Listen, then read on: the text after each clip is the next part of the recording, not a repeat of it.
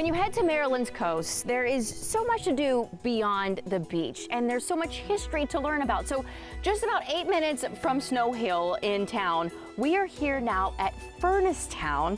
And Claudia, this is a town that has been around since 1824. 1824. Now, it was only a town for a few decades, right? A few decades, yes. It was set up initially as a company town because they found iron ore in the swamp and they began to mine it.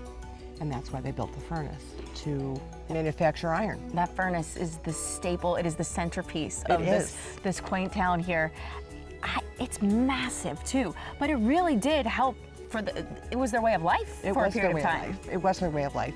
They manufactured iron up to 7,000 tons a year.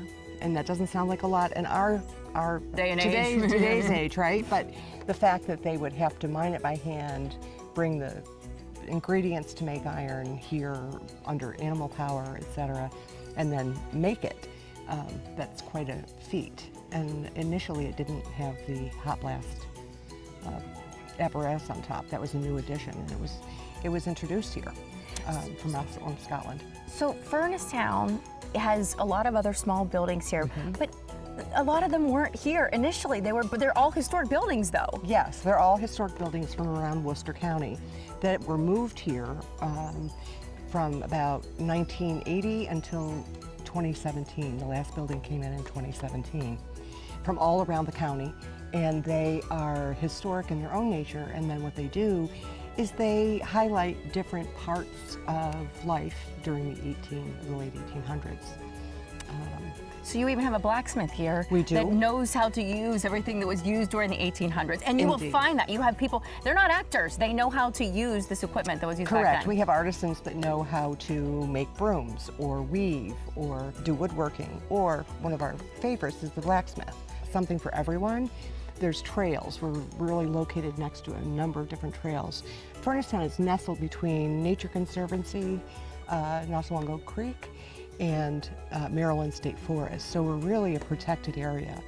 So we do things like mushroom walks and night hikes, and we have a 2-day Renaissance fair in September. Wow. So again, I'm learning all year long, there could be something to do. I can't imagine how they use that in the middle of the summer like this. I know. I give them so much credit because it is hot right now, but there are so many different reasons to come out here and explore. And I heard you could even bring your dog. You can, we're pet friendly. We've had dogs, we've had ferrets, we've had cats, but they have to be leashed. But yes, we welcome families of any type to bring their children and their pets. So back when this was a town, it was something about 600 or so people. Around 600 people lived here. How many visitors do you think you get here now on a yearly basis? A lot more than that. A lot more than 600, that's for sure. But and we continue to explore the history of the land. We know about what it was in that small time that the furnace was operating. But we also know that indigenous people, African American people, all had a part in the history of this land. There's so much to learn, and there's so much to explore, again, beyond that sand and beautiful water, right? Indeed, and it's close. And it's close, which makes it that much easier to just get around and explore all of Maryland's coast. Indeed. Thank you so much. You're welcome, thank you.